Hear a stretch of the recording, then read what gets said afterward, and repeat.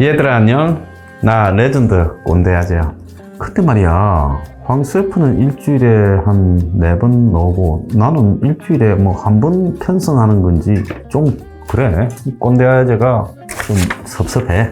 자, 그런데 지금 오늘 내가 하고 싶은 이야기는 과연 한 나라를 지키는 가장 큰 힘은 뭐냐? 뭐 국민들의 종아단결, 뭐 국방력, 뭐 이런 애국심, 이런 추상적인 이야기들을 막 할 수 있지. 근데 이번에 우크라이나와 러시아의 전쟁을 보면서 한 나라를 지키는 가장 큰 힘은 리더의 진정성에서 온다 하는 것을 꼰대아제가 지금 알게 됐어. 자, 여러분 다 밑줄 거. 리더의 진정성. 자, 이번에 러시아는 러시아 나름대로 침공을 하면서 또 자기들의 정당성을 홍보했고, 우크라이나도 우크라이나 나름대로 홍보했어.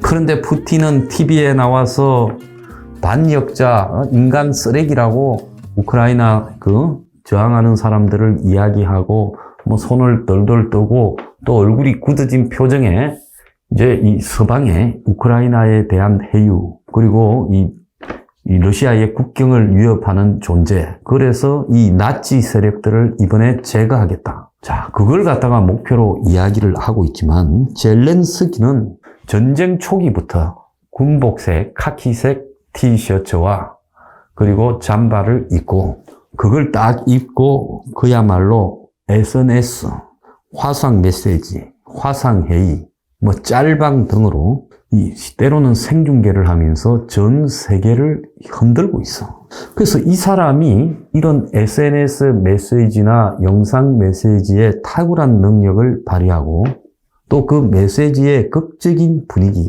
부서진 키우 시내와의 모습과 젤렌스키가 거기에 자기 이 내각의 사람들을 옆에 세우고 우리가 도망가지 않고 이걸 기후에서 직접 이 시간에 촬영하고 있다는 걸 보여줘. 자, 그러니까 크레물린 궁궐에 앉아서 맨날 욕을 해대고 있는 푸틴과 공격을 받아서 다 부서진 시내에서 직접 내가 여기를 지키고 있다. 그리고 여러분과 함께 한다. 서방은 우리를 돕지 않는가라는 이야기를 하는 젤렌스키. 이 부분이 너무 극적으로 대비가 되는 거야. 그리고 이 사람이 연출가, 또 드라마 제작까지도 했어. 배우뿐만 아니라. 그러다 보니까 이 앵글을 갖다가 이렇게 맞추는 것, 또 비참한 부분이나 또 불쌍한 처지를 갖다가 부각시키는 것, 어떤 표정과 어떤 옷으로 하는 것, 또 어떤 언어로 말하는 것, 이런 데도 탁월한 능력을 가지고 있어. 그리고 때로는 혼자 또 기후 시내에 나와서 봄이 왔는데 눈이 내리고 있습니다. 눈이 왔지만 기쁘지 않고 이렇게 슬픕니다 하는 또 이런 서정적인 이야기까지도 하고, 때로는 야전병원에 가가지고 다친 소녀나 군인을 이렇게 격려하고 위로하는 이런 장면도 연출하고, 지하 벙커에서 기자회견을 하는 장면도 연출하고, 또 그런 말들을 할 때 이 좀 가슴이 복받치면 이렇게 폼을 잡기도 하고, 이러면서 이 사람이 거의 한마디로 이 전쟁 영화를 보는 그 영화의 리더가 실제로 존재하는 것 같은 그런 모습을 보이고 있어. 그래서 이게 또 그때 적절하게 타이밍을 놓치지 않고 너무 그런 영상들을 잘 만들어내고 있어. 초반에 러시아가 침공했을 때 이 도망갔다, 뭐 이런 소문까지 나돌고 있어. 그때 처음 딱 등장해서 기후 시내에서 폭음이 들리는데 나는 여러분과 함께하고 있다라고 딱 시작을 해서, 그 다음에 미국이 탈출을 권유했다. 우크라이나가 잘 싸우고 있지만은 몇 주 내에 무너질 거다. 얼마나 가겠느냐. 이러니까 나에게 미국이 도망가게 탈 것을 보내지 말고 탄약을 보내라. 또 이렇게 이야기를 해. 이러니까 이것이 말이야, 너무나 이 사람들한테 그 한마디로 감동을 주는 거야. 자, 근데 이 사람이 그러면서 또 뭐라고 하는가 하면, 자기 부인이나 애들까지 등장시켜가 나만 도망간 게 아니라 내 애도 도망 안 갔다. 내 마누라도 여기서 같이 싸운다. 그러면서 나는 이 두려움이 없겠느냐. 그렇지만 대통령은 두려워할 자격조차도 없다. 이런 말까지 또 해. 자, 이러니까 이게 해외에서 볼 때마다 우리가 너무 비겁한 거 아니야? 저 우크라한테 그냥 러시아 상대라고 놔두고 우리가 전부 외면하고 있는 부분에 대한 일종의 부채의식, 자괴감을 준 거야. 자, 그러면서 이 사람이 처음으로 공식 석상의 화상회의로 등장한 게 유럽 의회에 등장을 해서 당신들은 우리하고 하나다. 그래서 같은 유럽이라고 이야기를 하고 우리가 유럽을 대신해서 러시아를 맡고 있는데 지금 진짜 너하고 우리하고 하나냐? 이렇게 물었어. 그러니까 유럽의회 의원들이 우는 사람부터 시작을 해서 통역도 통역하다가 울었어. 그러면서 마지막에 빛은 어둠을 이기고 생명은 죽음을 이긴다 이러면서 또 끝을 맺었어. 그러면서 끝에 탁 이래갖고 탁 이렇게 하니까 이게 감동 도가니가 되어버린 거야. 그러니까 전쟁판에 이 사람은 거의 극적인 영화를 찍고 있던 거야. 그러니까 전부 끝나면 기립박수야, 기립박수. 그 다음에 영국하고 이야기할 때는 우리는 벌판에서, 하늘에서, 바다에서 싸우겠다. 이 처칠이 덩크레크 탈출 작전을 그때 할 때 처음 총리가 돼가지고 했던 그 말을 또 그대로 인용해서 하고 셰익스피어의 대사까지도 또 죽느냐 사느냐 그것이 문제다라는 식으로 이야기를 했어. 미국하고 또 이렇게 미국 의회하고 할 때는 또 마틴 루터 킹 이야기를 또 했어. 그러고는 어제 이제 독일의 의회에 또 등장을 했어요. 생방송을 내가 어제 집에 실시간으로 봤어요. 거기에서는 지금 독일이 제일 뺀질뺀질하게 러시아하고의 관계 뭐냐? 에너지를 의존하고 있어. 독일이 또 경제적으로 러시아하고 많이 얽혀 있어. 그러니까 우크라이나를 돕거나 러시아에 대한 경제 봉쇄를 하는데 제일 소극적인 뺀질이 나네. 그래서 독일 뺀질들한테는 뭐라 하는가 한번 들어보자라고 하니까 독일이 경제적 이익을 우선하다가 우리에게 너무 늦게 도움을 주고 있다. 러시아와 사업을 계속하는데 이게 냉전의 한가운데서 옳은 일이냐. 그래서 러시아 침공 전에 독일이 자신들의 경제를 우선시하면서 우크라이나에 대해서는 관심을 끊었지 않느냐. 그러니까 독일하고 가스관을 하나 더 만들었어요. 2차로. 어떻게 독일이 러시아하고 가스관을 만들 수 있냐? 그럼 러시아 가스를 갖다 쓰거든. 그러니까 이 우크라이나가 그러지 말라고 했는데 독일이 그렇게 해서. 그러다가 이번에 미국이 에너지를 러시아에 의존하지 말자니까 독일이 올 연말까지 3분의 1을 줄이겠다. 이래. 연말 전에 전쟁 끝나지. 진짜 그거 뺀질뺀질한 소리잖아. 안 하겠다는 소리지. 그래서 러시아에 대한 제재를 하기보다 이 평화보다 이익이 우선이냐고 어제 그 앞에서 직선적으로 이야기를 해버려. 그러니까 독일의 그 말을 듣는 의원들이 얼마나 얼굴이 화끈하게 해서. 그러니까 끝나니까 또 욕 실컷 듣고 박수쳐. 그러니까 이 사람이 미국부터 영국, 독일, 뭐 유럽의 주요한 나라에 다 연설했는데 전부 기립박수야.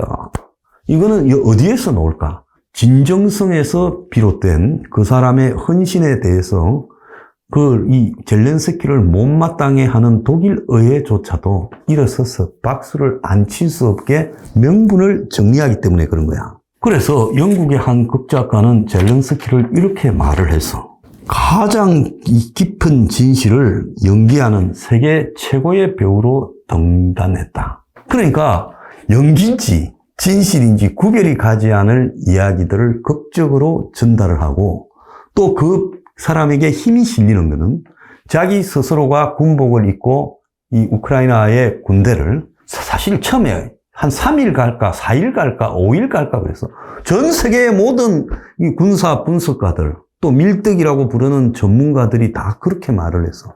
그런데 지금 4주차야. 오늘 24일. 그럼 이렇게 버티고 있단 말이야. 그러니까 여기에 이제 누가 감동을 받았어? 그 나라 제일 못 살잖아. 그래서 남자들은 유럽에 가서 건달을 하고 뭐 깽을 해. 우리 영화 보면 유럽의 조폭들은 전부 우크라이나 사람이야. 또 뭐해? 노가다 해. 덩치는 좋으니까. 여자들은 또 이쁘니까 창녀를 하거나 대리모를 해. 지금 800명의 대리모가 탈출 못하고 있다잖아. 그런데 이 사람들이 전부 돌아가야 되겠다고 10만 명쯤 돌아온 거야. 이 와중에 싸우겠다고. 여자들까지 싸우겠다고 막 돌아오는 거야. 그것뿐이야. 이런 사태를 보고 한 3만 명쯤 되는 한국의 이건을 포함해서 어디 있는지 모르지만 국제의용군이 우리가 저 우크라이나를 위해서 러시아와 싸우겠다고 전직 특수부대원, 스나이퍼 등 다 모여들고 있어. 자, 이건 언제 있었느냐? 1936년인가 38년일 거야 아마. 스페인에 내란이 일었을 때 당시 공화 정부를 지지한다고 당시 세계에 유명했던 지식인들이 스페인에 프랑코 군부하고 맞서 싸우는 이 좌파 공화정을 지원한다고 스페인에 싸우러 갔지. 그때 이제 조지 오웰도 갔고 해밍웨이도 갔어. 나중에 알고 보니까 빨갱이들이었어. 그런데 거기 가서 이제 진실을 몰랐기 때문에 자신들이 민주주의를 위해 싸우고 프랑코를 지원하는 나치 독일과 싸운다고 생각을 했지. 해밍웨이는 거기 가가지고 누구를 위하여 종을 울리나 캐리 쿠퍼와 잉글리트 버그만이 키스할 때 저는 항상 키스할 때마다 코를 어디에 두어야 될지 궁금했어요 하는 그 대사가 나오는 그 영화를 그 소설로 쓴 거야. 자, 그때 이후에 처음이라는 거야. 전 세계에서 몇만 명이 남의 나라를 위해서 자발적으로 싸우러 가는 거야. 그건 누구의 힘이겠어? 해외에 나갔던 자국 국민들을 돌아오게 만들고 또 아무 관련이 없는 잘 살아가는 사람들이 남의 나라를 위해서 싸우겠다고. 그건 전부 젤렌스키의 힘이라고 봐. 자, 그리고 세계의 유명한 기업들이 다 철수하고 있지. 지금 KFC, 맥도날드, 스타벅스부터 유명 기업들 전부 러시아에서 다 철수해서 장사 안 하겠다고. 이제 러시아하고 장사하는 놈은 악질이 돼. 영국의 첼시 구단주는 추방이 돼버렸어. 그 러시아 사람인데. 그래서 이제 이 러시아에 대한 전 세계적인 이 도덕성이 발현이 되는 거야. 어제 모스크바의 거리에는 한 젊은 애가 전쟁을 반대한다면 저하고 허그를 해주세요라고 이렇게 이 팻말을 들고 있으니까 전부 지나가다가 줄 서서 다 해주더라고. 경찰이 오면 걔는 잡혀가서 어찌 될 줄 몰라. 얼마 전에 법이 통과해서 최고 15년까지 산다 그래. 그런데도 그렇게 하고 또 방송국의 여성 PD가 또 생방송 중에 전쟁 반대라고 들고 나왔지.